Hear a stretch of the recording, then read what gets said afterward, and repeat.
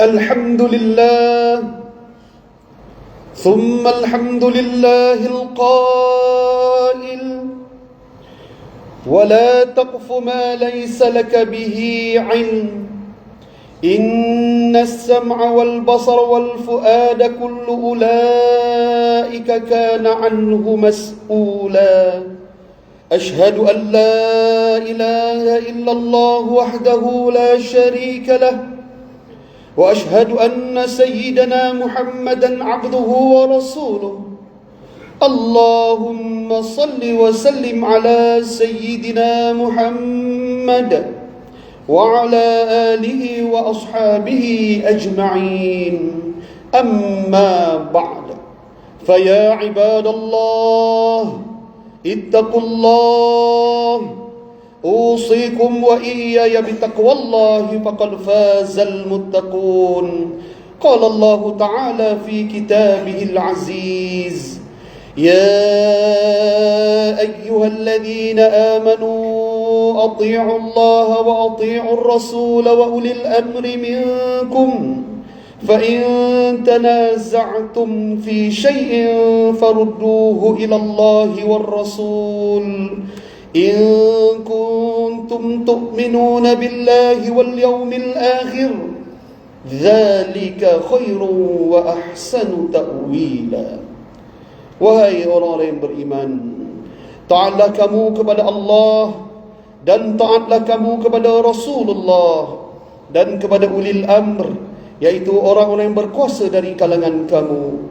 Kemudian jika kamu berbantah-bantah, yakni berselisihan di dalam sesuatu perkara, maka hendaklah kamu mengembalikannya kepada kitabullah, yaitu Al-Quran dan sunnah Rasulnya.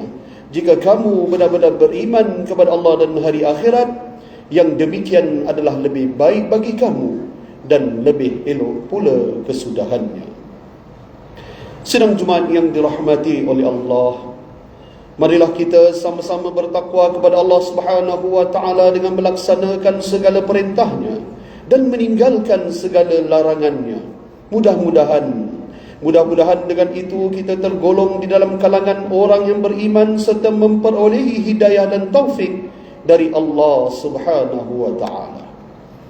Khutbah pada hari ini bertajuk Pemuda Cerdik, Nafsu Terdidik.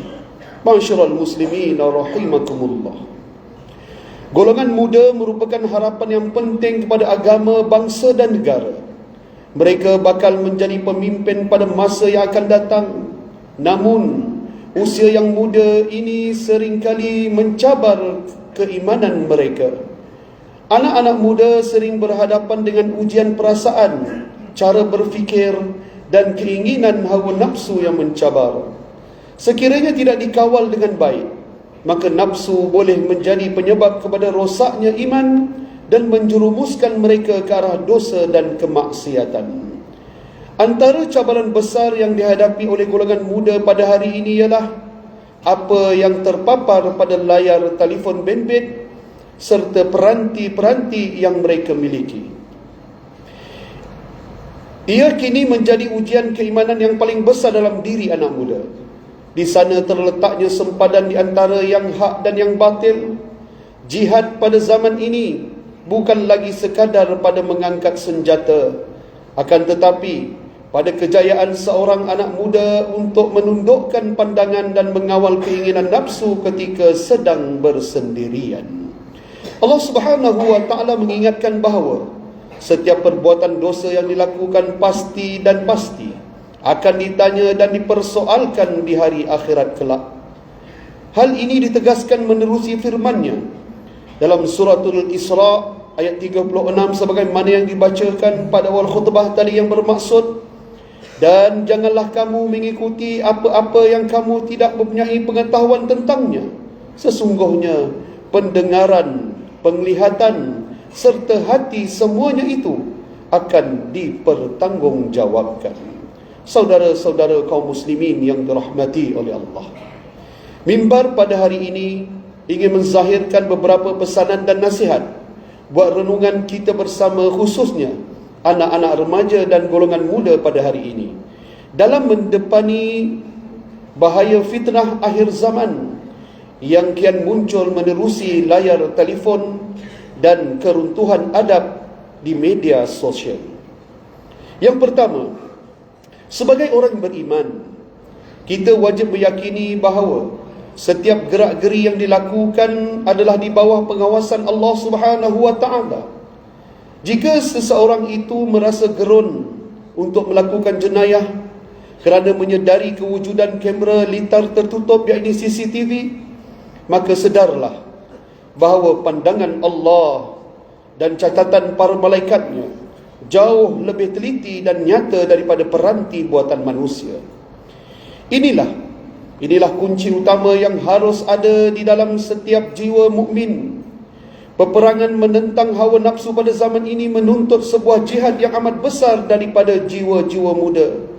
Golongan muda seharusnya meletakkan rasa gerun dan takut kepada Allah Subhanahu wa taala sebagai perisai utama ketika melayari media sosial, terutama ketika berhadapan dengan paparan-paparan yang menggoda nafsu syahwat dan meruntuhkan maruah diri.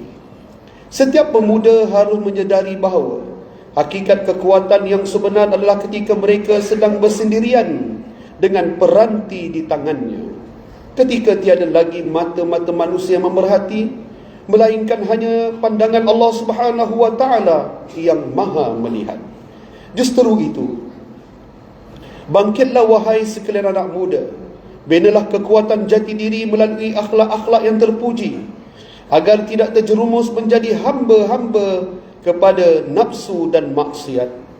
Sebaliknya, jadilah belia yang bijak menggunakan kemudahan terkini sebagai jalan dakwah serta jambatan yang membawa ke arah keredaan Allah Subhanahu wa taala. Nasihat yang kedua, pada zaman yang penuh dengan ujian dan fitnah ini, memilih sahabat yang baik merupakan satu kewajipan. Ia akan menentukan hala tuju hidup seseorang pemuda itu. Apabila kita dikelilingi oleh orang-orang yang mempunyai ilmu yang jelas tentang akhirat, maka kebaikannya secara tidak langsung akan mempengaruhi sedikit sebanyak corak kehidupan dan tindakan kita. Maka oleh yang demikian, jadilah kita pemuda yang bijak dalam memilih rakan. Rasulullah SAW telah memberikan satu perumpamaan yang cukup indah dan cukup mendalam tentang pengaruh rakan di dalam kehidupan kita. Baginda menyamakan rakan yang baik seperti berkawan dengan penjual minyak wangi. Meskipun kita tidak membeli daripadanya, akan tetapi harumnya tetap akan melekat pada tubuh kita. Sebaliknya, rakan yang buruk diibaratkan seperti berkawan dengan tukang besi. Jika pakaian kita tidak terbakar oleh percikan apinya, namun kita tetap akan terhidu bau asapnya yang busuk dan menyeksakan. Yang ketiga, golongan muda seharusnya mengisi masa mereka secara bijak dan sentiasa memenuhkan jadual hidupnya dengan perkara-perkara yang bermanfaat seperti menuntut ilmu, beriadah serta menyertai acara kemasyarakatan. Hal ini secara tidak langsung dapat menutup ruang kosong yang sering menjadi pintu masuk kepada godaan hawa nafsu. Sesungguhnya, akal yang sibuk dengan kebaikan tidak akan mempunyai banyak ruang untuk melayan bisikan syaitan.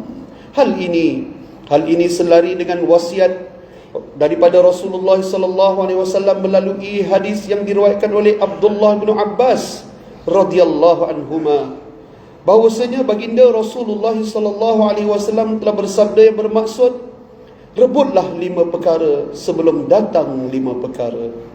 Masa mudamu sebelum datang masa tua, masa sihat sebelum datang waktu sakit, masa kaya sebelum datang masa miskin, masa lapang sebelum ia menjadi sempit, dan masa hidupmu sebelum datangnya kematian. Hadis riwayat Imam Baihaqi. Sidang Jumaat yang dirahmati oleh Allah, sebagai rumusan bagi mengakhiri khutbah pada hari ini, marilah kita sama-sama menyedari bahawa dunia serba maju pada hari ini adalah medan jihad yang menuntut kepada kekuatan iman dan kebijaksanaan akal yang membuat keputusan. Ingatlah setiap peranan, setiap paparan yang dilihat bukan saja membentuk sahsiah kita di dunia, malah ia bakal menjadi saksi yang akan berbicara di hadapan Allah Subhanahu wa taala di hari akhirat kelak. Oleh itu, didiklah anak-anak kita dengan sifat muraqabah, iaitu merasa sentiasa diperhatikan oleh Allah Subhanahu wa taala dalam setiap detik dalam kehidupan kita. Semoga jiwa kita dan jiwa anak-anak muda kita pada hari ini dipelihara oleh Allah Subhanahu wa taala dalam keadaan tenang dan bersih untuk memimpin umat Islam pada masa yang akan datang. A'udzu billahi minasyaitonir rajim. Ya'lamu kha'inatal a'yuni wa ma tukhfis sudur. Suratul Ghafir ayat 19 yang bermaksud Allah mengetahui pengkhianatan pandangan mata seseorang, iaitu penyelewengan dan pandangan yang tidak jujur, dan mengetahui apa-apa yang tersembunyi di dalam hati-hati mereka. Barakallahu li wa lakum bil Qur'anil azim wa nafa'ani wa iyyakum bima fihi minal ayati wadh-dhikril hakim wa taqabbala minni wa minkum tilawatahu innahu huwas samiul alim. Aqulu qawli hadha wa astaghfirullahal azim li wa lakum wa lisairil muslimin wal muslimat والمؤمنين والمؤمنات فاستغفروه فيا فوز المستغفرين ويا نجاة التائبين.